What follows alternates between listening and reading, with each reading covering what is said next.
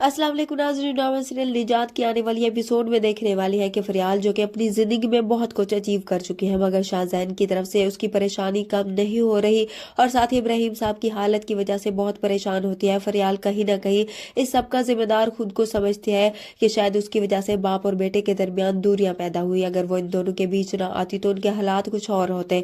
फरियाल शाहजैन के हालात से वाकिफ हो चुकी होती है, आजकल वो किन हालात से गुजर रहा है, इसलिए सब कुछ जानने के बाद वो इब्राहिम साहब को कुछ नहीं बता पाती।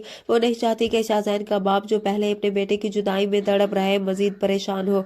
शाहजैन और इब्राहिम साहब के दरमियान सब कुछ ठीक हो जाए, इसलिए फरियाल कोशिश करती है। वो शाहजैन के पास जाकर उसकी सारी गलत फहमी दूर कर देना चाहती थी, इसलिए वो शाहजैन को ढूंढने के लिए फिर से उस मस्जिद में जाएगी, मगर शाहजैन वहां उसे नहीं मिलेगा। फरियाल एक बार फिर से उसे फोन करेगी। फरियाल की कॉल देकर शाहजैन को गुस्सा आएगा। शाहजैन फरियाल से कहता है कि तुम मेरा पीछा छोड़ क्यों नहीं देती, तो फरियाल शाहजैन को जवाब देती है कि मेरा फर्ज है आपकी फिक्र करना, इसलिए जब तक मेरा आपसे रिश्ता कायम है तब तक मैं आपका साथ नहीं छोड़ूंगी। मगर शाहजैन फरियाल से कहता है कि वो ये रिश्ता भी अब ज्यादा दिन कायम नहीं रखेगा।